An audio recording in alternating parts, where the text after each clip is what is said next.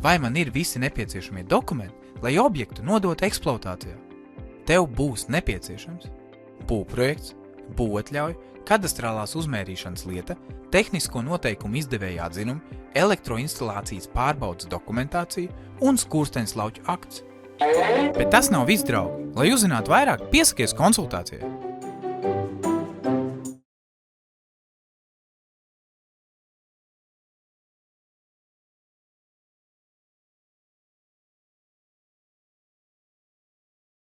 Labs vakars. Kārtējo reizi esam dzīvajā, kārtējā ceturtdiena, arhitektūra un nauda.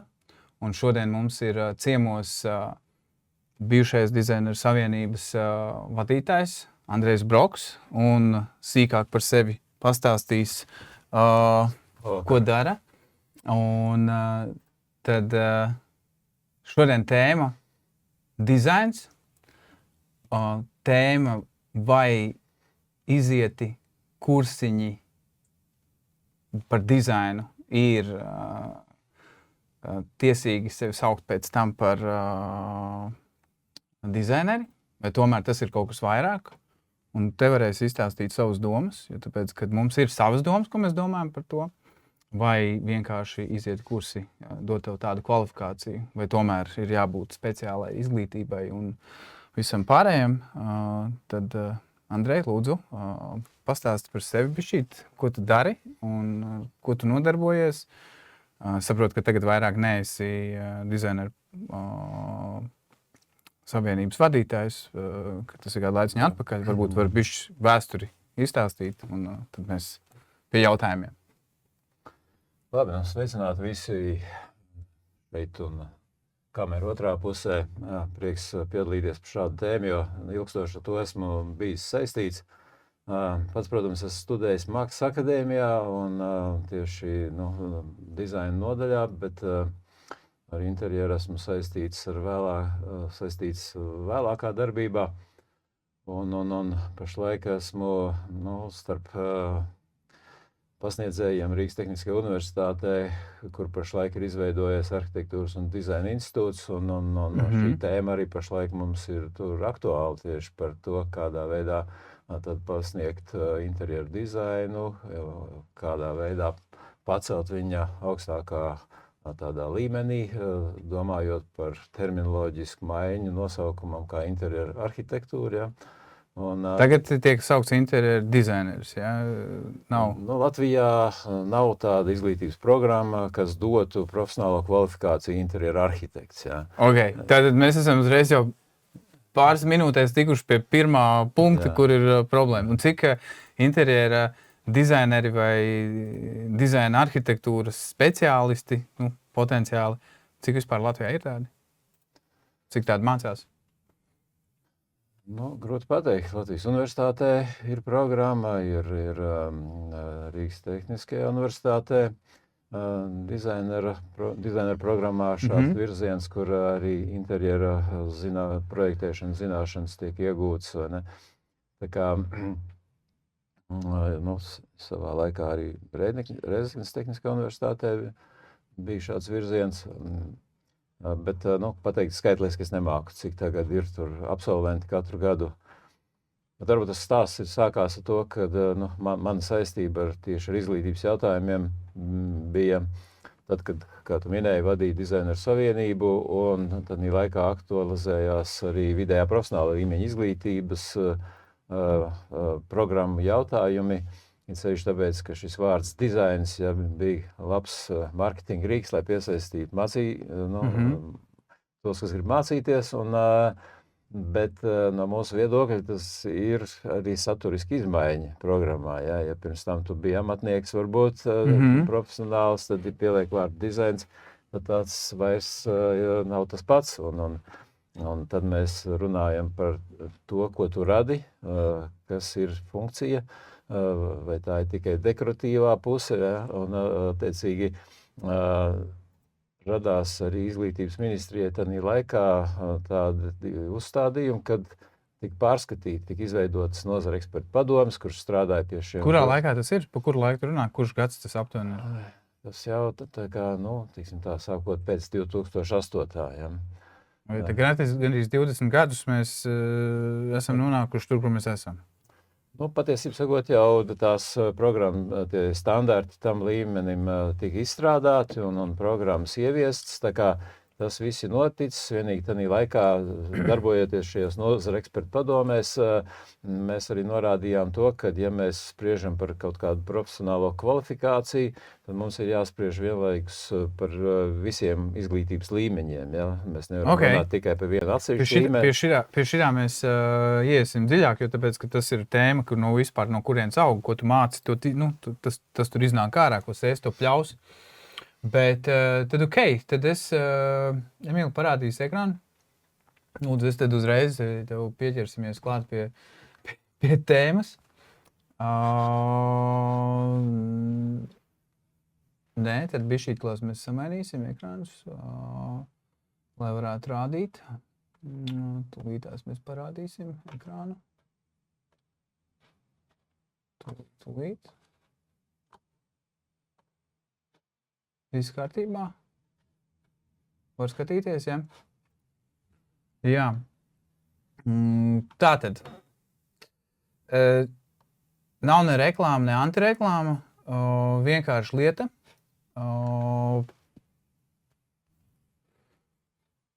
Izlasot šo, ja es esmu cilvēks, kurš palielināsim klāt, lai cilvēki redz, ko mēs rādām. Interjeru dizains prēmijum kurs tiem, kur vēlas kļūt par profesionāliem interjeru dizaineriem. Tātad, Andrejs, skaties, kāpēc man iet uz RTU, kāpēc man iet uz Mākslas akadēmiju, mācīties, cik 2, 3, 4, 5, varbūt vairāk gadus. Ja es varu par 330 € kļūt par interjeru dizaineru profesionālu. Nu, šodien mēs pie reklāmām esam pieraduši un varbūt arī tā sacīt laižam gar ausīm daudz ko, kas tur tiek rādīts un teikts, zinot, kad Nē, nav problēma. Es ne par to, es vienkārši ķeros uzreiz pie tēmas ritīgi, kad diemžēl šādi kursi ir. Un diemžēl tādas lietas ir, kas sauc nepareizi. Nav problēma par to, kad rāda un māca, un grib pamācīt cilvēkiem kaut kādus tālāk izglītojošos kursus par kaut kādu tēmu, bet tas parasti ir tā, ka tur arī tiek neminēti profesionāli termini, kas var maldināt cilvēkus. Es sevi nekad nesaukšu par arhitektu, jo es neesmu arhitekts. Es neesmu certificēts arhitekts, es nevaru būt tāds. Protams. Un tas nozīmē, ka es varu palīdzēt būvprojektā vadīt viņu, palīdzēt konsultēt pie kaut kādiem juridiskiem jautājumiem, bet ne savu, ka es esmu arhitekts. Man liekas, ka tā ir tā lieta, kurā šajā tēmā ir uzreiz aiziets greizi. Kad jau pašā startā nav termins, kas nosaka to, kas tad īsti tas būs. Man liekas, ka ja fundamentāli tas netiek mainīts, tad arī būs vienmēr šis apjukums, kad neviens klients nevar atšķirt, kāpēc man tev kā interjeru dizainerim jāmaksā vairāk, kad kur ir dizainers, kas man atnācis tikko SSA var uztaisīt uz pusi lētāk, jo viņi taču ir izgājusi kursus un viņi visu prot, un varbūt pat arī labi prot. Nav jautājums, bet tad tas vai šie termini ir pareizi? Jā, jāsaprot ir tas, ka tāda diskusija pasaulē vienmēr ir pastāvējusi, ne tikai mūsu valstī par to, kas ir interjeru dekorators un kas ir interjeru dizainers, kur ir tā atšķirība profesionālajā kvalifikācijā. Un, ja mēs runājam par Latviju, tad, protams, cilvēkiem būtu jāpameklē tomēr, vai ne, kas ir mūsu izglītības standarti, jo gan vidējiem profesionālam līmenim, gan pašlaik tieši arī Dizaineru savienības biedri izstrādā bakalaura līmeņa interjeru dizaina profesijas standartu, kur mēs par to diskutējam, kas ir tas saturs, kam tur būtu jābūt iekšā. Tad, protams, ka pēc šīs programmas, pēc šī standarta, mēs varam arī salīdzinoši spriest, vai nekas tādīs kursos var vai nevar būt par to naudu iegūstams. Ok, labi. Nē, kursiem nav vainas. Noteikti tur cilvēki prot un runā, saprot kā lietas, bet man liekas, ka tā ir vienkārši nepareiza terminoloģija. Un, ja nepareiza terminoloģija, tas nozīmē, ka Ir nozares, kurā tas ir ļoti sakārtots. Palielam aizies pie zobārstiem, uz zobārstniecības klīniku, tad palielam tur viss ir zobārsti. Bet, ja tu viņiem paprasīsi apakšā, ko katrs dara, tad higiēnists neurps tev neko. Un zobārsts atkal netaisīs higiēnas pakalpojumu. Tā ir tā lieta, man liekas, kas fundamentāli pietrūkst šī jautājumā, kā to atrisināt, būtu jautājums. Jo Arhitektu savienībā es strādājis, vadījis viņu, ir skatījies, vai dotajā brīdī kāds par šo jautājumu aktualizēšanu ir nostājies, ka pirmkārt, nosaucam lietas. Jā, tā kā nosaucam lietas no sākuma pareizi, un tad tā kā pasakam, ka šīs lietas ir tādā veidā, tu nedrīkst sevi saukt, izējot šādus kursus, ja tev nav iepriekšēja mākslas akadēmijas, RTU izglītība, tu nevari sevi saukt par dizaineri, tu vari saukt sevi par interjeru dekorētāju. Nav problēmas, tu vari būt lielisks, dekorē skatlogus, visu kaut ko, un visu tev labi sanāk, un varbūt pat arī saprot visu, kur kam jābūt. Bet kā šo no tava skatu punkta, esot tur vadībā, kā tu redzi, kādi soļi būtu jādara? Tas, ko es teicu, mēs jau to esam darījuši vairākus gadus, savus biedrus, kuri tieši mūsu ir sekcija, kas ir interjeru dizaineri, attiecīgi mēs tiekam pieaicināti kā eksperti, lai piedalītos šādu te standartu izstrādē. Tā kā Tur šie viedokļi no mūsu starpā tiek izdiskutēti, vai ne, un attiecīgi... Bet ir pagājuši 20 gadi gandrīz. Tas bija pa vienu līmeni, vai ne? Tagad šobrīd iet runa par šo augstāko līmeni, nevis augstāko, bet bakalaura līmeni, vai ne? Augstākais līmenis varētu būt tas, ko mēs arī toreiz jau iecerējām un ieteicām, un faktiski profesija kartē viņš tika ierakstīts, kad interjeru izglītībā augstākais līmenis varētu saukties interjeru arhitekts. Ja? Ar domu, kad to standartu izstrādās vēlāk, bet lai ir tā skala skaidra, vai ne, kad mums ir interjera dizaina speciālists, kas ir tas, kas ir vidējais profesionāls līmenis, viņš ir tas palīgs strādnieks, vai ne, birojos. Tas ir arī arhitektūrā. Tā ir kopīgā atsauce. Viņš nav certificēts, viņš ir, kurš var mierīgi izstrādāt rasējums, certificēta arhitekta vadībā. Jā. Un te būtu certificēta interjera arhitekta vadībā. Bet lai teiksim, bakalaurs, kas ir profesionāls radītājs, vai ne, ja tas pirmais līmenis ir izpildītājs, tad otrais ir radītājs, vai ne, trešais augstākais līmenis jau būtu tāds vadības līmeņa speciālists, vai ne? Un attiecīgi, lai tas arī vidējā līmeņa speciālists, kas ir radītājs bakalaura izglītības līmenī, viņš līdz ar to savu statusu var iegūt arī caur dizaineru savienību, tad iegūt šo certifikātu, apliecinot savu, iestājoties arī kā biedrs un apliecinot savu kvalifikāciju ar reāli izpildītiem projektiem. Ja, tad Labi, bet tas nozīmē, ka, ja es arī negribu, es tik un tā joprojām varu sev saukt par dizaineri, Štruns ar visu arhitektu un dizaineru savienībām, es vienalga, joprojām es izgāju kursus, man nekas neliedz to darīt joprojām. Tad sanāk tā, ka tirgus marketinga vidē, tu nevienam to aizliegt nevar, laikam nav nekāda likuma, ar ko to var sodīt vai kaut kādā veidā ierobežot. Arī pa interjeru arhitektiem, kā es teicu, Latvijā nav tādas programmas, kas dod tādu statusu, nekāda certificēšana tādu statusu nekur arhitektu savienībā vai dizaineru savienībā nedod. Un tāds nosaukums ir ieviesies varbūt tāpēc, ka daži studējuši ārzemēs un starp Eiropas Savienības valstīm ir dažādas pieejas, kā šo specialitāti saukt. Vienās valstīs tie ir interjeru dizaineri, citās tie ir interjeru arhitekti. Labi, tas jau ir tāds, tur jau kā kurš grib, lai viņi nosauc par vecāko arhitektu vai jaunāko. Tas tāds, man liekas, gandrīz neko pa lielam nenozīmē. Bet kāpēc es šo jautājumu pacēlu mūsu vidū un mēs sadarbojamies ar dizaineriem un mēs esam atraduši to, ka dizaineri pirmkārt ir vienlīdzīgā kategorijā, bet es runāju par tiem, kur ir tiešām beiguši mākslas akadēmiju, beiguši RTU un jau ilgāku laiku darbojušies, jo viņi saprot arī inženieru tehniskos tīklus, viņi saprot tādas lietas, tas nav vienkārši uzzīmēt moodboards un salikt kaut kāda kā to pateikt, vīzija par to, kur izkārt aizskars un kādās krāsās sienas. Tas ir pilnīgi tehnisks rasējums, ar kuru mēs varam strādāt arhitektūrā tālāk, kur dot arhitektam tālākos norādes un nepieciešamās korekcijas priekš pat konstrukcijām un tā tālāk. Es, kad parasti uzdodu jautājumus, arī tie, kas mums seko līdzi, jūs droši varat ierakstīt mums kādu jautājumu tagad, jo tas ir svarīgi, kad mēs varam zināt, ko jūs domājat par to tēmu, bet es padalīšos personīgi, jo mēs kādu laiku jau fonā veidojam savu veidu tādu savienību, kas saprotās, kā mēs sastrādājamies, kā inženieri sastrādājas ar arhitektiem, kā arhitekti sastrādājas ar dizaineriem, un lai nonāktu ātrāk pie labāka rezultāta, jo tas visiem ir ekonomiski izdevīgāk. Un tad,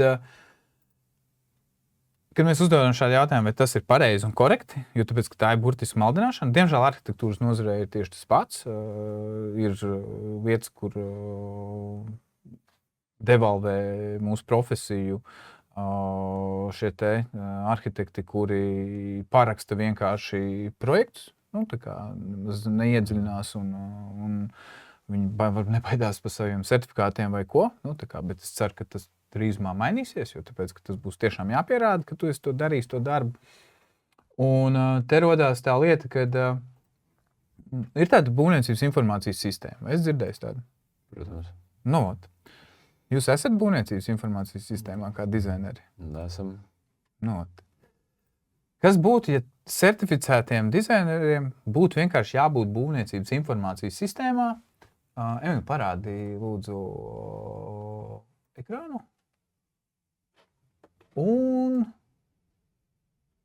šeit ir ļoti vienkārši, šeit ir reģistrs. Un šeit būtu reģistrā ieradīti tie cilvēki, kuri ir tiešām certificēti speciālisti. Un tas nozīmē, ka viņi var darīt lietu. Un, piemēram, nav noslēpums, kad ir tāds paziņojums par būvniecību. Paziņojums par būvniecību ļauj veidot šo plānojumu. Praktiski to var darīt gandrīz pats saviem spēkiem, bet tur jābūt ir kaut kādām zināšanām. Un tad šos paziņojumus varētu brīvi darīt dizaineri, bet kuri ir tiešām certificēti, jo viņi nav dekorētāji tikai. Vai arī viņiem ir dizaineru komanda, kur attiecīgi varbūt vēl nesertificēts dizainers izstrādā, bet tad certificēts dizainers pārbauda, bet viņš atbild jau ar savu certifikātu par to, ka viņš saprot, ko viņš dara, ka viņš neiejaucās nesošās konstrukcijās, jo viņam ir attiecīgā dokumenti, lai to pierādītu. Nākamā lieta viņam ir arī šī te iespēja parādīt, kā piemēram arī mums, ja mums birojā ir arhitektūras darbs, tad arhitekte vai arhitekts zina, kad jānodod darbs tālāk ir iesaistītiem personām, inženierim, ūdens speciālistam, vājstrāvu speciālistam un tā tālāk. Un mēs neredz sastopamies ar tādu lietu, kur ir šis dizaina projekts uztaisīts, un tad atnāk pie mums un saka, ka esot tūtā, jo tāpēc, kad esot konstatēta patvaļīga būvniecība, kas vairs nav tajā ietvarā. Ko tu saki par šādu risinājumu? Vispirms jau tādam reģistram ir noteikti kritēriji, kādas profesijas tur tiek reģistrētas. Tādā ziņā, protams, inženieri, būvinženieri, arī arhitekti, viņi ir reglamentētās profesijas, un, teiksim, dizaineri nav tādā profesiju sarakstā. Tas arī ir tas, kas dod tādu pastiprinātu jēgu certificēšanai, vai ne? Tā ir dažādi drošības jautājumi, atbildības jautājumi par cilvēku drošību vispirmām kārtām. Ja. Šī gadījumā dizainers, interjera dizainers līdz šim ir uztverts kā vairāk kā dekorātors, līdz ar to tur, ko tad viņam tur, vai ne, kādā veidā viņam būtu reglamentētam, vai ne.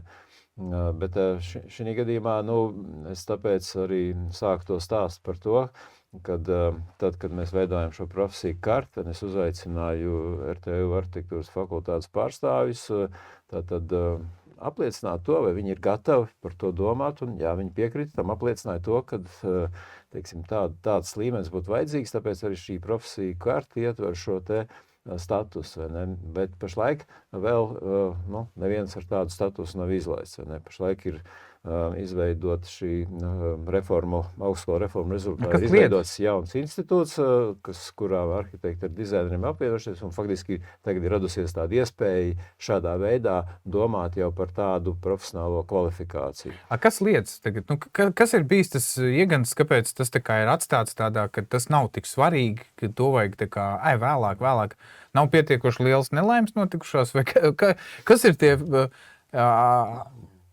faktori, kas to ir licis, kad viņš tā kā, to kaut kad atrisinās. Bet reāli mēs redzam, ka tā situācija paliek ne labāk, viņa paliek sliktāk. Jā, normatīvie akti, ministrs kabineta noteikumi nosaka to, kura profesija par ko ir atbildīga, vai ne, un attiecīgi viss šīs lietas, vai ne, kas ir saistītas ar konstruktīviem riskiem, vai ne, tiek attiecināts uz arhitektiem un būvinženieriem, vai ne, un attiecīgi tiklīdz kādā projektā jāatveic kādas izmaiņas, tādas, teiksim, kas mums liktos no interjera viedokļa svarīgi pārvietot kaut vai vienas durvis, vai ne, vai vienu durvju aili, attiecīgi, vai ne, tad ir skaidrs, ka mums ir jādabū speciālists, jāpieaicina speciālists, kurš ar savu parakstu interjera dizaina projektā šo apliecina, un tā mēs arī mācam mūsu studentus, vai ne, ka viņiem ir jāsaprot, kas ir viņa atbildības līmenis un ko viņš var, ko viņš nevar.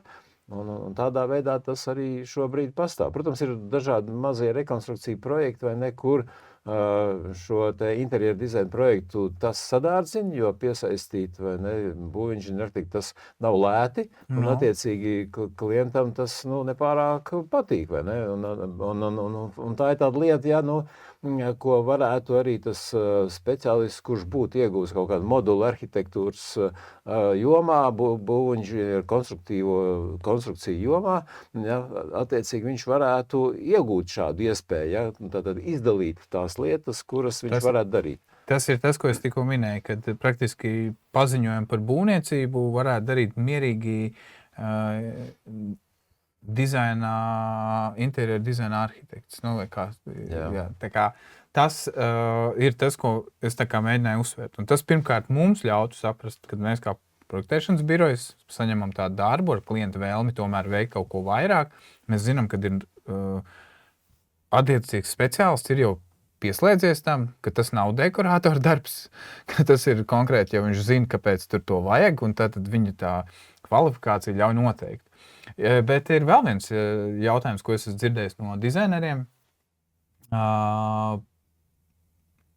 Tā arī mums ir kāds jautājums, līdz ar to dizaineri arī kā profesionāļi nav apdrošināti pret riskiem. Un tas ir galīgi nepareizi, jo būvniecībā riski pastāv ļoti daudz, sākot no darba drošības līdz kaut kādam kļūdām būvniecībā. Ko tu saki par to? Jums taču nav apdrošināšanas, vai ne? Nē, mums nav tāda prasība nekad bijusi, vai ne? Tas atkal izriet no tā profesijas status, kad tā nav reglamentētā profesija, tad reglamentētām profesijām tas ir automātiski. Un šī gadījumā Reku bija arhitektūra, es vienkārši pārtaucu, agrāk nevajadzēja cilvēcisko apdrošināšanas polisi saimnieciskā kārtā būvēt, bet sapratu, ka tomēr, kad saimnieciskā kārtā veidojas riski, un tu tur var kaut ko, sabojāt sadales tīklam skapi, būvējot žogu, tu vari uzgāzt kādu ķieģeli uz kaimiņa teritorijā, neveiksmīgi kaut ko liekot sastatnes, apgāsties vējā, piemēram, un rodās liekie būvniecības riski. Kaut vai tas pat nav kāda saistīta nepareiza būvniecības seku, bet vienkārši nelaimes gadījumu dēļ. To ievies ļoti ātri.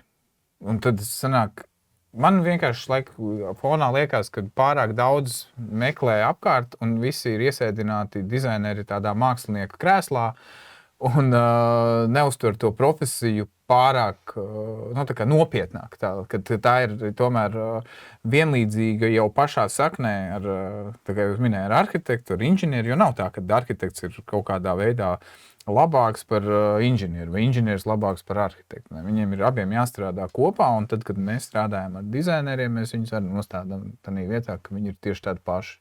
Mēs klausamies tādās vietās, ko viņi zina. Man liekas, ka tas ir tas.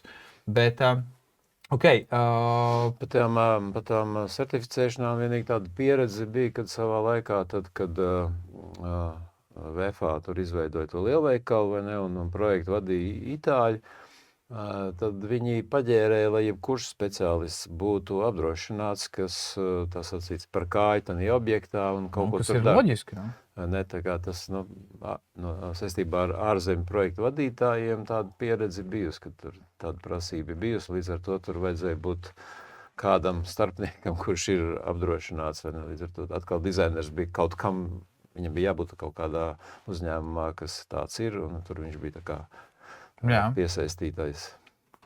Kas būtu jādara, lai, piemēram, dizaineri tagad šos te, jūs domājat, tas nav nekas nepareizs. Dizainerim būt apdrošinātam, dizainerim būt certificētam un dizainerim būt arī pietiekoši atbildīgam, tad, lai viņš varētu darīt šos darbus, kaut kādus, nu, ko jau likt būvniecības informācijas sistēmā. Kas, 3 soļos, piemēram, 1, 2, 3, kas būtu tā kā jādara? Ja, es domāju, ka viens ir, protams, izglītības jautājumi, ja, tie paši profesionālie standarti. Tātad viņiem ir jāietver šīs prasības no izglītības satura viedokļa. Šobrīd, patiesībā sakot, veidojot modulārās izglītības programmas, tāpat būtu vienkārši risinām lieta, vai ne, kad kaut vai arī tu kādā citā augstskolā pabeidz šo interjeru dizainera kvalifikāciju iegūstot, ja, bet būtu norāde, ka, teiksim, tev ir jābūt tur tādiem un tādiem pamatiem arhitektūrā un būvkonstrukcijās apgūtiem, vai ne, kuru tu, piemēram, varētu apgūt kaut vai tādā pašā RTU, kur to modulu varētu piedāvāt, attiecīgi, uz tā pamata, tad, attiecīgi, būtu iespēja iet jau tos tālākos soļus, domāt par to, kas tad ir tas, kas varētu šo certifikātu izsniegt, un, attiecīgi, tālākais jau ir saistīts ar to, kādā veidā tad tas pats profesionāls pierāda savu spēju, ja, tad certificēšana ir saistīta ar tomēr individuāli personiski radītu projektu pierādījumiem, apliecinājumiem, kad to tiešām arī profesionāli un kvalitatīvi var izdarīt. Ja, ne? Tās ir atsauces, vai ne? Tam sekotu iespējams arī prasība par to apdrošināšanu, bet, nereģinās ar to, ka jebkura apdrošināšana ir arī tas, kas sadārzina jebkurus projektus, vai ne? Līdz ar to, iespējams, varbūt apdrošināšana varētu būt saistīta kā individuāla apdrošināšana konkrētam projektam, ja teiksim, tur ir kaut kāda paaugstināta riska zona, vajadzība, vai ne? Bet, varbūt ne katrā projektā tas būtu nepieciešams. Nē, ne katrā projektā, tāpēc tas arī nebija pat uzstādījums. Ne katrā projektā tas bija vairāk domāts par to, ka tas parāda to tirgus, mums redzījums saucās arhitektūra nauda. Tā kā mēs šī iemesla dēļ to pacēlām. Mums bija nesen pārraide, kur mēs runājām to, kad Siguldas novada pašvaldība piedāvā piedalīties pavelti konkursā, kas ir tā kā absurds, un mēs lūdzām Arhitektu savienību tā kā pišķi noreaģēt, un tad viņi nesen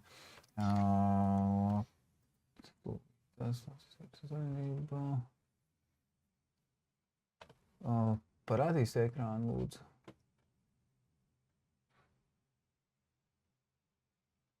Tā. Jā,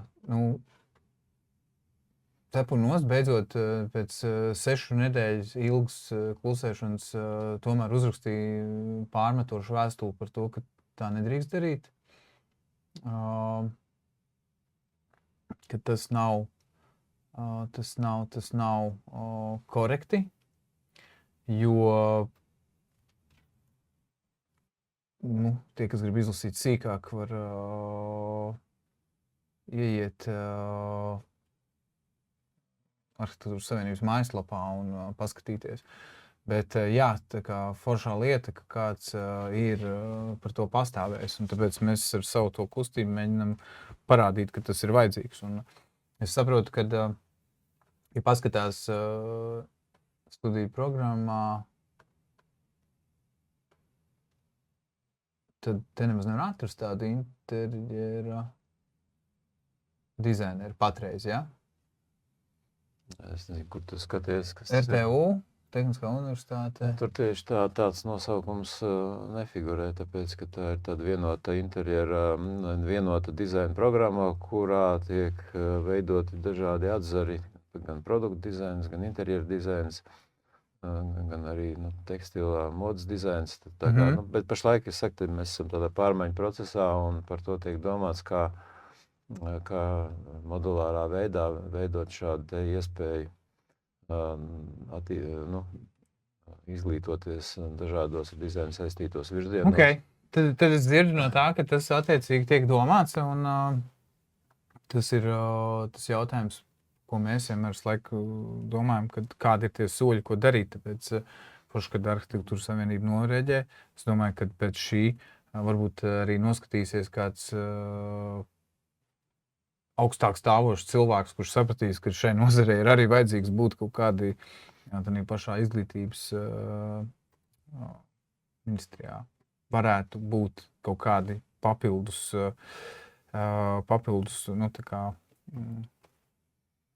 punkti, kas ļautu vairāk tam pievērst uzmanību. Bet man liekas, ka vienkārši pārsvarā lietas notiekās tikai tad, kad kaut kas notiekās totāli slikti. Tas ir parādījis arī, kad arī pēc Maksimas traģēdijas, tad es domāju, ka vajag mainīt kaut ko, kamēr kaut kas nenotiksies dramatisks, tikmēr, man liekas, bieži vien ir tā situācija, kad cilvēki nepievērš tam uzmanību. Tā ir, un tas gadījums arī ļoti sāsināja uzmanību jebkuram iestādes, pašvaldības profesionālim, kur kaut kāda saistība ir ar kādu projektu, tā kā saprast to, kad varbūt dažkārt jau pārspīlēti, man arī vajadzēja tur, Siguldas muzeja rezervāta teritorijā tādus dekoratīvus puzerus uz Ziemassvētkiem izkārt, vai ne, un tur ir trosi jānostiep, lai viņi iekārt, vai ne, no vienas puses, vai ne, elementāra lieta, vai ne, bet, cilvēks, kurš par to ir atbildīgs, par to jau tagad domā citādāk, ja tomēr kaut kāda iemesla dēļ tā trosi neiztur notrūkst un kaut kas uzkrīt kādam virsū, tad, protams, kāds par to ir atbildīgs uzreiz. Un līdz ar to projektā bija prasība iekļaut arī inženieri, kurš spēja rekomendēt, vai ne, ka tur ir tieši tāda šķērsgriezuma trosi vajadzīga, vai ne, tad attiecīgi viņš pats uz vietas novērtēja situāciju. Kas nav ir nepareizi, ja tas ir iesaistīts publiski, tad loģiski vējš, vēl kaut kas. Tā kā arī tas, kad šī gadījumā arī tas dizainers varētu būt certificēts, bet jau konstrukcija līmenī, tik un tā viņam ir jāsadarbojas ar citu certificētu speciālistu. Bet tas jau nav slikti. Šis ir labs gadījums, kad kāds ir sapratis, ka to vajag ielikt iekšā. Tas ir drīzāk labais piemērs, kur ir sapratuši, ka dizainers var uztaisīt labu ideju, bet vai tā būs aprēķināta vai konstruktīvi izturēs, un ja tur vēl, nezinu, cilvēki var iet garām, var kaut kas tiešām uzkrist, tas tikai, man liekas, ir apsveicami. Tanī brīdī tur nav vispār nekādas pretrunas, bet to, ko minēja, kad kādreiz pārspīlē, ir tad, kad grib pārnodrošināties, tad, kad iesniedz konstruktoru aprēķinu, tad vēl sāk prasīt vēl papildus ekspertīzes un vēl visu kaut ko. Tādi gadījumi, man liekas, ir vairāk, kur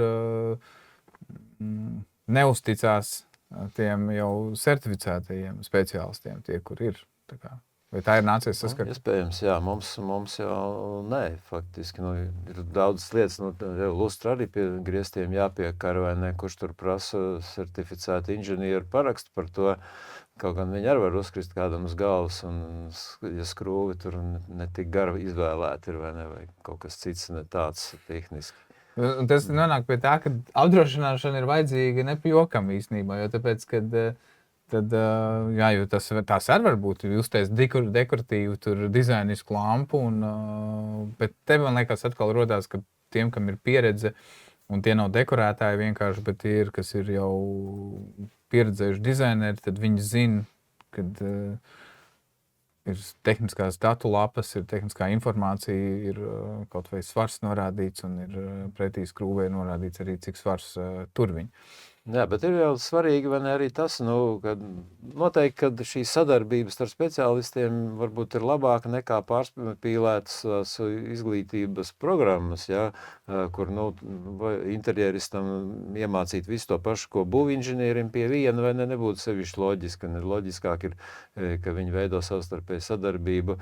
Bet arī tad, kad tu pats varbūt neesi certificēts, bet tad, kad tu izstrādā kādu ideju, tev ir svarīgi saprast tīklus, ja, kā lietas funkcionē konstruktīvi, kas ir nesošs starpsien, kas ir nenesošs vai ne, kādas ir iespējas izbūvēt koksienu vai reģipšu sienu, vai ne, kurā no tām tu vari tādu vai cita veida tīklus ievilkt vai nevari, ja, vai tu vari, teiksim, santehnisku aprīkojumu pielikt pie tās sienas vai pie šīs sienas, ja kamēr tu tās lietas nezini, tikmēr tu arī pat projektu nevar iztaisīt, vai ne dekoratīvā veidā, ne nedekoratīvā, tāpēc, kad vienkārši pēc loģikas, ja kanalizācija tek tik tālu, cik viņi var aiztecēt, ja viņai ir iespējams kritums ieprojektēt tur, un ja nav, tad tu vienalga, kā to dizainis uztaisīs, ja viņš nebūs funkcionāls un pilnīgi garām, vai ne, kaut vai tāpēc tādā līmenī tev tām zināšanām jābūt gan par konstrukcijām, gan par inženieru tīkliem, lai tu vispār vari reāli projektu izstrādāt interjerā.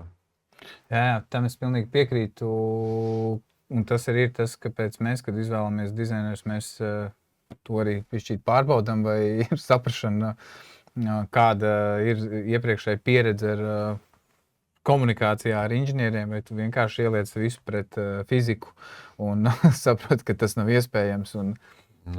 Jo klients vienkārši tā pateica un nesaprot, ko viņš īstenībā ir gribējis. Bet es biju apsolījis, ka es pastāstīšu un parādīšu, ir kaut kāda lieta, ko tu varbūt var vairāk nokomentēt, anketa par dizaina studijās, iegūstamām zināšanām un praksēm. Tas ir kaut kas, kas ir... Tas šobrīd ir tā aktuālā lieta, par ko es teicu, vai ne, kad tiek domāts par šo arhitektūras un dizaina institūta programmu pilnveidi, un tāpēc profesionāli vidē ir izplatīta šī ankete, lai viņi sniegtu savu viedokli par šiem jautājumiem, kas tur ir ietverti, ja, tieši tāpēc, lai šīs programmas uzlabotu. Un tur ir aicināti piedalīties gan bijušie studenti, gan profesionāļi, kas ir nākuši caur RTU vai no citām augstskolām. Mēs šo padalāmies, jā? Jā, droši, tas ļoti labi būtu, jā, ka par šo būtu tāda plašāka diskusija un atsauksmes. Mēs noteikti, es tagad ieliku komentāros, tie, kas skatās, var apskatīties, kas tas ir, bet... lūgums piedalīties šādās vietās, kur jūs varat izteikt savu domas un viedokli, un tur arī būtu skaidri redzams, kāpēc jūs tur sakat, jo tur jāpamato arī noteikti, ja?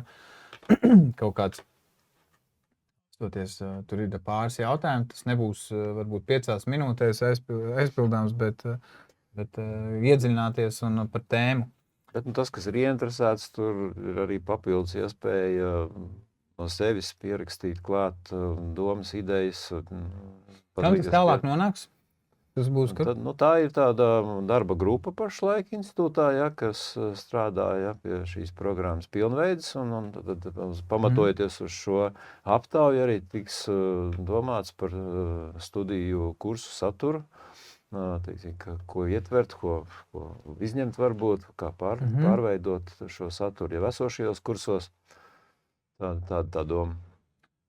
Forši, noteikti pastāstīsim vairāk, nopublicēsim šo te arī Artūras radio lapā, lai tad cilvēki var redzēt, kur var kaut ko aizpildīt.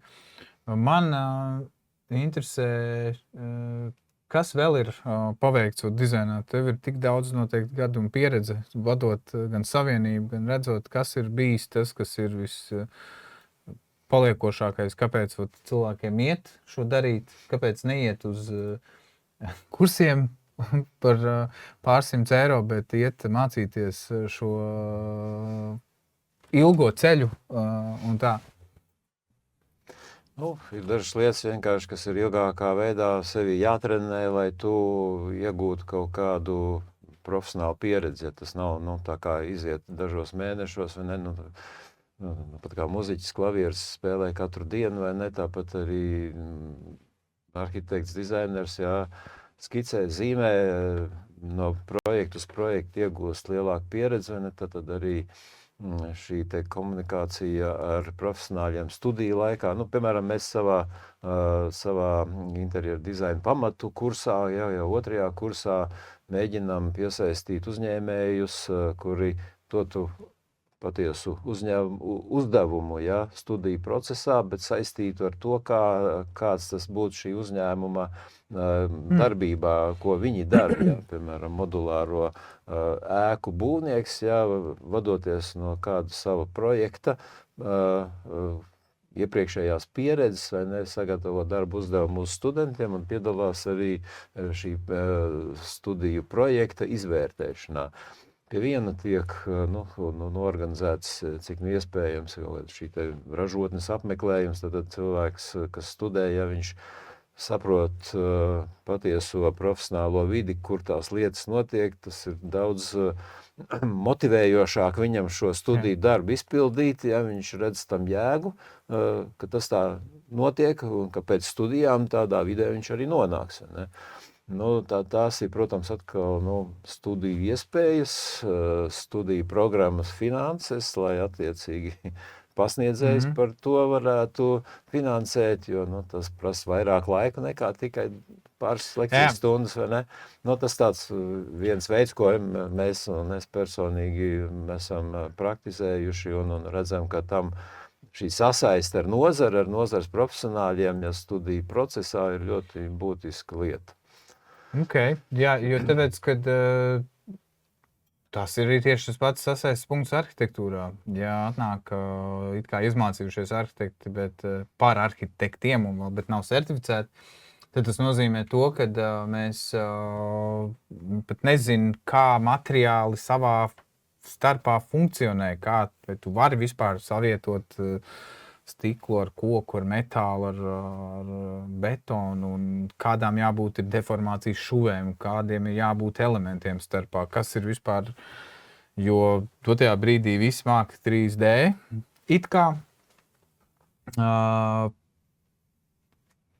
3D paliek smuku bildītē, it kā viss smuku rādās, bet kā viņš īstenībā turēsies un tas ir tas, kas būtiski pietrūkst pat arhitektiem. Nešaubos, kad dizaineriem tāda pati nelaime, kad saliek kaut vai termošoki, kas atšķirīgi materiālu savienošana kopā it kā izskatās uz papīra smuki vai bet ka viņi savā starpā nemaz nevar būt, jo viņiem ir dažādas temperatūras un viņi var plaisāt savā starpā vai uzbriest savā starpā un vēl visu kaut kas.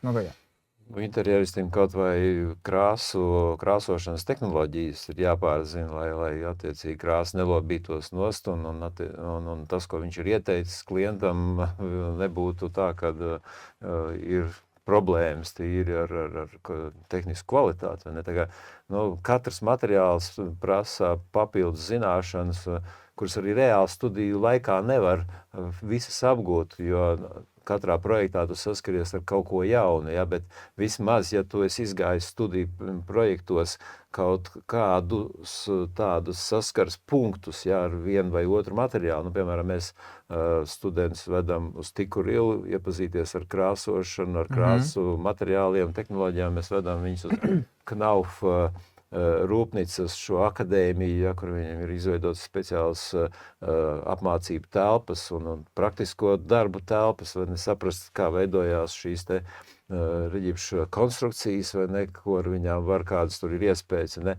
Tātad tur jau ir šī pieskāršanās, vai ne, tādai realitātei, kas jau tevi izveido domāšanas veidu. Tad brīdī, kad tu saskarsies ar cita veida materiālu, tu jau sapratīsi, vai ne, pēc līdzības, kādā veidā tev viņš ir jāizpēta, kādas ir tās tehniskās iespējas un viss apstrādes iespējas un tā tālāk. Te ir tieši viens viedoklis. Manuprāt, tomēr tiem, kas darbojas būvniecībā, ir jābūt zināšanām par tehniskajām lietām un attiecīgi ir iespēja arī iespējai būt aizsargātam gan kā profesionālim, gan pret šiem dažādiem riskiem. Šobrīd dizaineru profesija nav nekādi aizsargāta un neskapēc kaut ko, kā ļoti lēni tas vadlīnijas tiek veidotas. Te ir tā lieta. Bet papildinot to par to zināšanām, es redzu, ka te ir tā lieta, kāpēc arī tas tiešām būtu svarīgi. Arhitekti tad ir pasargāti vairāk tajā.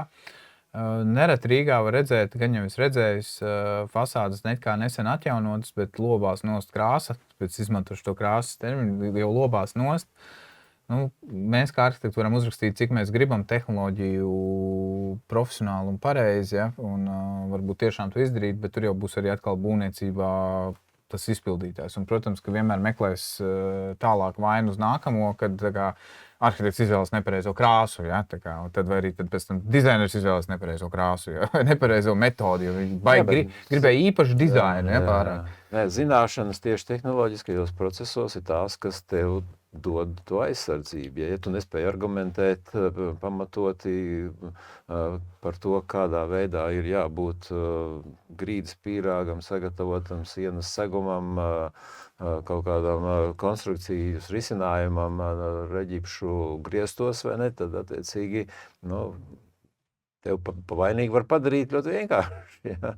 Bet, ja tu esi zinošs vai ne, tad tu pirmkārt zini, ka tev ir iespēja pieaicināt ekspertu no tās pašas krāsu firmas, ja, kurš atnāks, vērtēs, attiecīgi pateiks, vai ne, kur ir problēma, vai ne, un kad meistars vienkārši ir iekonomējis uz gruntskrāsu, piemēram. Jā, tādi gadījumi gan notiek, to visi zina, kad domā, kad var ātrāk izdarīt un viss būs kārtībā, neviens nepamanīs, bet paiet pāris mēneši, un tas viss ir īstenībā ļoti labi redzams.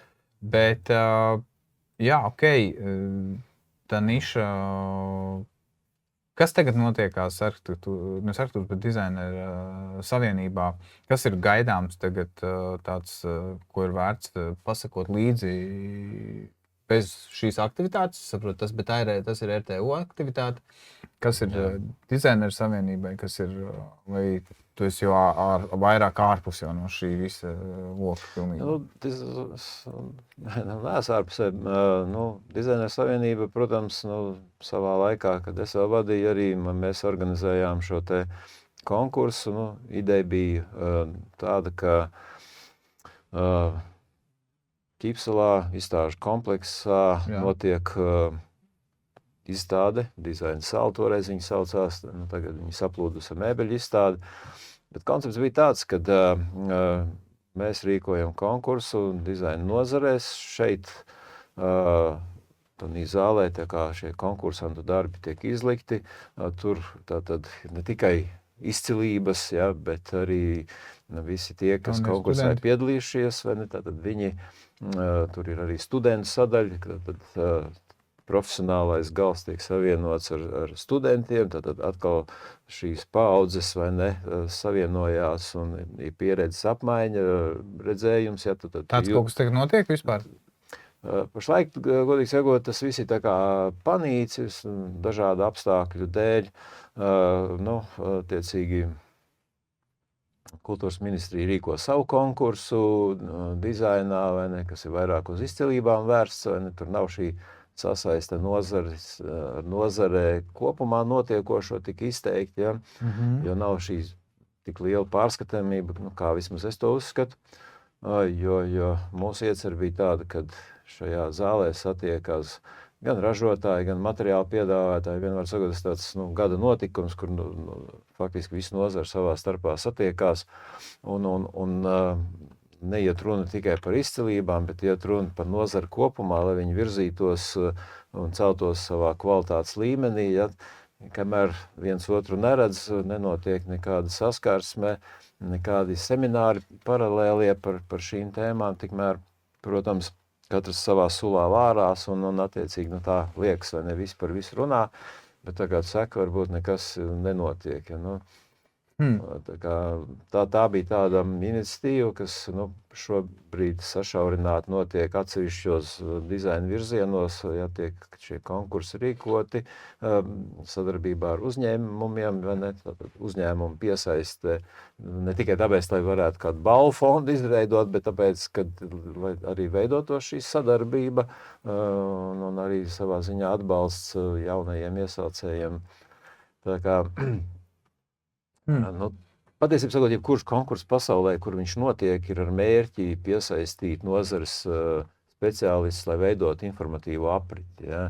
Ne tikai tas izcilības izcelt un attiecīgi tās par viņām runāt un publicēt, ja? Bet izcilības varbūt izceļās ar atsevišķiem īpašiem projektiem, ja? Bet dizains ir nozara, kas savu darbību ir saistīts ar jebkuru mazāko necilāko lietu. Kaut vai vidas norādes un vispārējais, kas bieži vien klibo kaut vai ārtelpā, kad tu nevar atrast, kur kas atrodas, tikai tāpēc, kad ir nepareizi uzlikt zīmes un nemāk viņas pareizi savietot.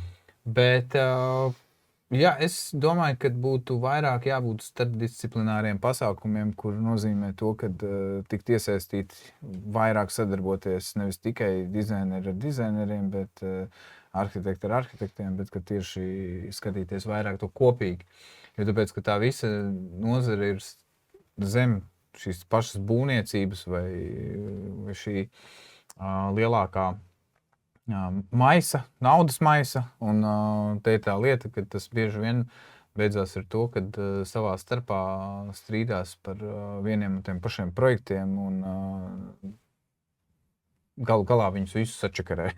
Jo tāpēc, kad beigās tas viss beidzās ar lētāko cenu. Un publiskajos vissevišķi, jā. Bet te ir ne tikai arī dēļ tā loģisks pamatojums, ja publiskajā sektorā tev rāda tādu piemēru kā Siguldas novada pašvaldība, kas uzreiz pasaka, ka varbūt piedaloties pavelti konkursā un galvenā balva ir iespēja noslēgt līgumu, tad tas rada arī to apjukumu privātajā sektorā. Kāpēc kā dizainers vai arhitekts piedalījies šādā te konkursā, kur tev neko nemaksā? Varbūtība ir diezgan apšaubāma, 1/10 vai cik tur kāds piedalās, bet tomēr ceru, ka neviens nepiedalīsies. Tad beigās sanāk, ka piedalās tikai varbūt tāds, kurš ļoti zina, ka viņš viņu vinnēs. Un tad ir neviens aiz rokas nav pieķerts, bet tāda konkursa veidošana jau padara vispār apšaubām to visu sistēmu. Tā kā publiskajā sektorā. Ir tāda lieta, ka vienkārši kā profesionālās ētikas harta vai kurā nozarē viņi saucās, vai ne? Arī teiksim, dizaineri, mēs kā biedrība bijām tādā starptautiskā pasaules dizaina organizācijā kādu brīdi saistībā ar notikumiem Krievijā un viņu nevēlēšanos tā kā paust savu viedokli. Mēs esam no turienes izstājušies, bet tādas organizācijas izstrādā šādus te profesionālās ētikas kritērijus, un tur iet runa arī tieši par profesionālās ētikas jautājumiem konkursu sakarā. Pirmkārt, kādiem ir jābūt tiem kritērijiem, tiem uzstādījumiem tādos konkursos, kā viņi ir jāorganizē, vai ne? Un attiecīgi, ja viņi neatbilst par tādiem, tāda faktiski nebūtu pamatots profesionālim tādā konkursā vispār piedalīties. Mēs arī esam savā laikā, kā dizaineru savienība, izteikuši savu viedokli par dažu labu konkursu, ja, kur faktiski izskatās kā ideju noslaukšanas mehānisms. Ja, kur, vai arī sarunāts vēl tāds, pa sarunāšanu tas atkal ir cits jautājums, ja, bet šī gadījumā vienkārši, kad netiek balvu fonds izveidots tāds, vai ne, kad visi tie, kas tur piedalās, ja viņu idejas netiek aizsargātas no viņu autorības viedokļa. Ja. Vienmēr saka, viss tiek paņemts, ja, un tiek samaksāts varbūt tikai tam, kas ir iegūs pirmo vietu, kaut kādu honorāru, ja, un pat varbūt bez garantijas, kad būs noslēgts līgums tālākais. Ja. Tas vienkārši diskriminē visu to nozara. Man liekas, tas ir tāds pārkāpums, vai arī viens ceļā nozarei, ka tā spēj izdarīt. Un, bet ir cita lieta. Mēs strauji tuvojamies beigām. Ko es gribu pastāstīt? Nesen uzzināju par tādu lietu kā būvkompass. Varbūt var parādīt jau ekrānu. Un šis ir tāda lieta, mēs redzēsim lielāku. 29. janvārī ir iespēja aiziet. Ceļš uz zemes enerģijas ēku, tehnoloģijas, mezgli un risinājumi. To mēs iesakām brīvi. Mēs paši aiziesim apskatīties. Varbūt būs jāuzaicina kādreiz ciemos parunāt, jo tas kārtībā reiz ir atkal nauda. Izvēlēties nepareizes risinājumus. Visi zina, ka tas maksās 2 reizes, kā minimums, vai arī 3 reizes, ja izvēlās vairākas reizes nepareizi. Un tad no inženieriem saņēma ieteikumu, ka šī ir ļoti, ļoti laba vieta, ko apmeklēt, jo tur ir dzīvi piemēri, un kas der gan dizaineriem, kas der gan arhitektiem, apskatīties reāli izmēra mezglu, nevis vienkārši uz papīra, bet apčamdīt, kā ir ķieģelis savienojumā ar to pašu koku un metālu un vispārējo. Tā kā tas ir tas, ko varam ieteikt, kas ir kaut kas jauns, ko mēs paši pētam, un noteikti pateiksim, kāda ir lieta.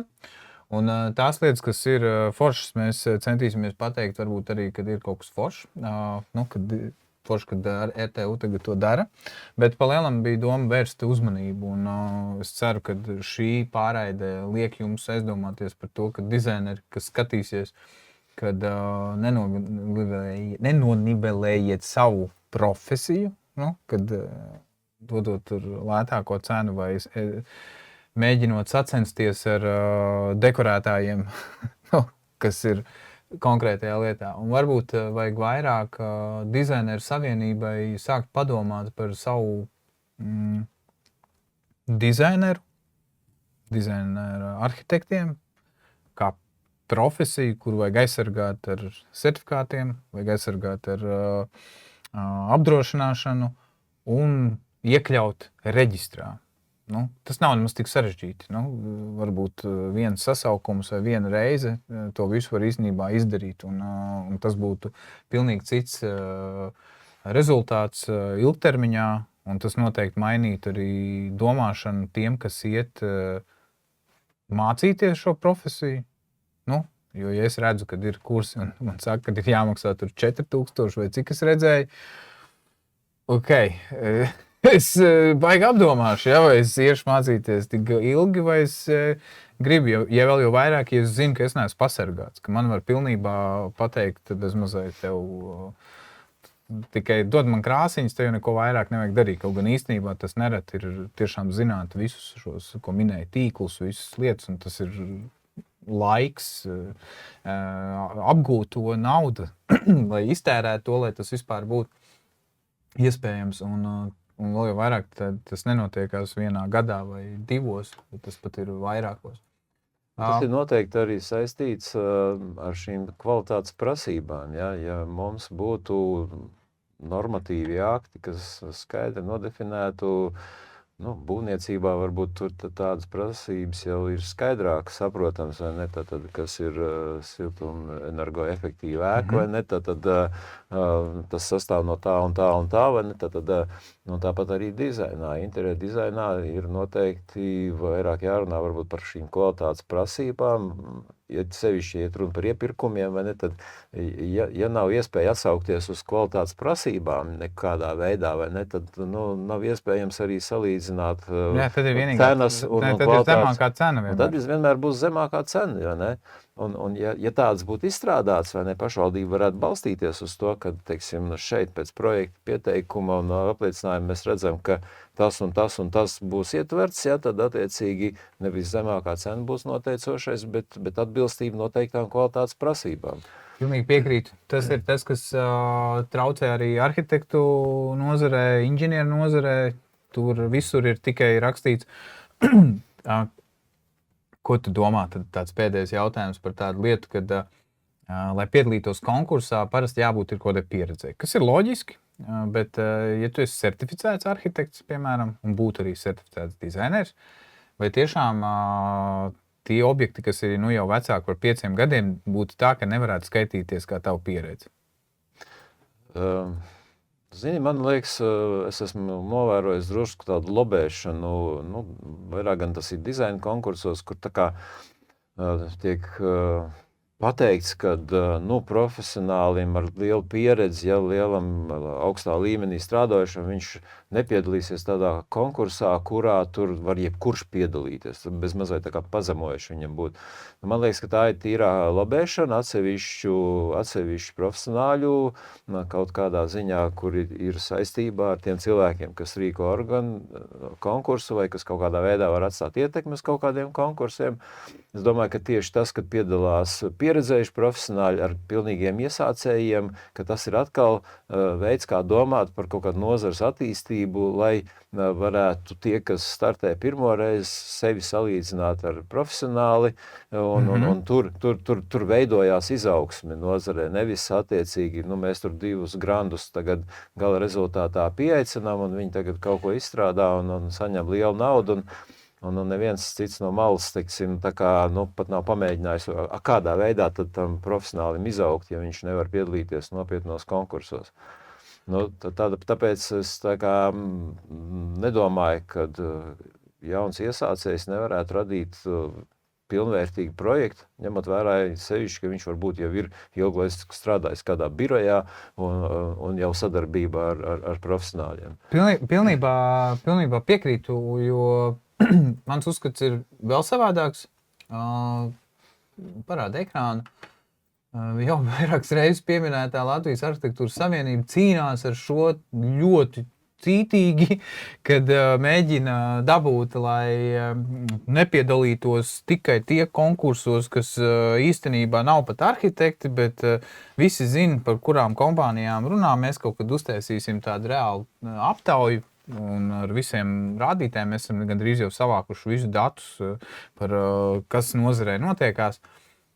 Tas neiet tik ātri, jo lielākā daļa šo kompāniju pat nav īstenībā arhitektūras kompānijas, tās ir juristu kompānijas, kuras projekta vadības kompānijas, bet kurām nav pat sava arhitekta vai ko, vai pat nav savu dizaineru. Bet ļoti labi māk taisīt konkursus un viss kārtībā, bet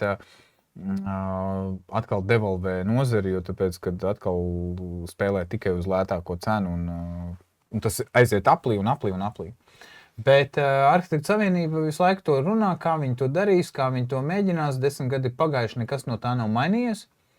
Bet man liekas, ka vienkārši jāmaina ir noteikumi. Ja mainīs noteikumi, kad kaut vai to pašu pieminēto, kad drīkstētu pieslēgties visi piedalīties, tad automātiski beidzās lobbyis. Bet loģiski, ja atnāk jauns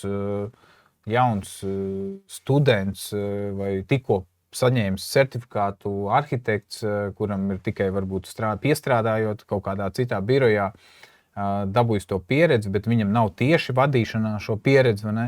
Tad tas būtu tā, ka viņš drīkst startēt, pats galvenais, viņš drīkst startēt, bet loģiski, ja tev ir pieredze vairāk, tev ir bijusi pieredze, stadionu projektēšanā, un tev konkurss ir par stadionu dizainu izveidi un cenu piedāvājumu izteikšanu, tad man, ja nav šī iepriekšējā pieredze, tad tur es nedabūšu punktu. Bet tev būs punkti. Bet viss kopējais, pārējais būs un ļaus. Un te rodās tāda lieta, ka saka, ka tā ir tāda burtiska lobēšana, kad nevis mēs gribam atrisināt, bet kā mēs lai to atrisinām, jo mēs lobējam. Nevar to atrisināt. Jums jādod ir noteikumi tādi, kad vienkārši tas var būt. Ko tu saki par tādu lietu? Jā, laikam arī tiešām jāsaprot, kāds ir tas konkursa mērķis, kādas sarežģītības tie projekti ir. katram konkursam droši vien arī kaut kāds budžets, kur viņi var organizēt. Attiecīgi, ja tur piedalās 1000 dalībnieki, kā to visu nomenedžēt, novadīt šo te vērtēšanas procesu, jo tas ir darbs tomēr, un tas prasa laiku. Tāpat laikā mūsu kongresa namā pārbūve pa koncertzāli bija diezgan plaši iesaistīti dažādi arhitekti, bet arī tomēr ar noteiktu pieredzi. Bet projekti bija daudz vai ne, un tas process bija garš un ilgs, un es saprotu, ka tur ir kaut kādi ierobežojumi, kas arī prasa varbūt ierobežot šo te iepriekšējo pieredzi. Bet, man liekas, ka tur tieši arī parādījās tas, ka mūsu pašu arhitekti vinnēja tāpēc, ka izveidoja šo sadarbību. Tas ir viens no retajiem gadījumiem, ko var pieminēt, ka tiešām izveidoja sadarbību, jo tādas sadarbības, ja paskatās pa gadiem, kas ir bijuši, viņas it kā kaut kur konkursos parādās, bet viņas ir pārāk maz. Jo tas būtu arī, domāju, viens no veidiem, kā varētu startēt starptautiskos konkursos daudz vairāk, jo tāpēc, ka tad varētu savākt to kopējo pieredzi, un tas daudziem būtu par labu. Pirmkārt, finansējums no āras, nevis savējais. Bet ko lai pasaka, vakars iet ātri uz priekšu. Mēs noteikti nopublicēsim visu informāciju, kur var kaut ko uzzināt vairāk par to pašu anketu, par to pašu dizaineru savienību, to pašu, ko mēs plānojam, ko darīt, ko var izdarīt lietas labā, lai šīs nozares abas divas var spēri labāk sadarboties. Bet noteikti tiksimies kaut kur vēl, kādās pārunās un diskusijās.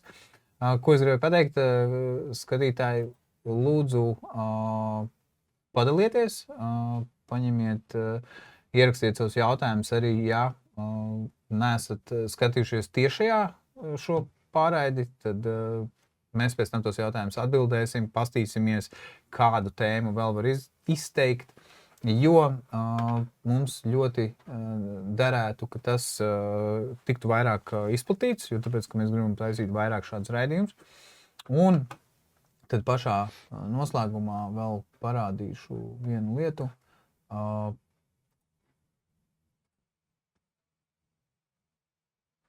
Būs piesakot iespēja mūsu radio, rādās. Tad tur var uzzināt par nākamajiem jau viesiem. Būs zināms, ko mēs aicināsim. Un jūs varat izteikt arī savus tematus, kam, ko vajag pastāstīt. Un tā kā uz sadzirdēšanos. Paldies, ka biji. Paldies, ka uzaicinājāt. Es domāju, ka tēma tikai jāturpina un mēs attīstamies un vienmēr būs aktuāli atkal, lai ietu tālāk apspriest dažādas aktuālas jautājumus. Ok, paldies, skatītāji, klausītāji, tiekamies un uz tikšanos.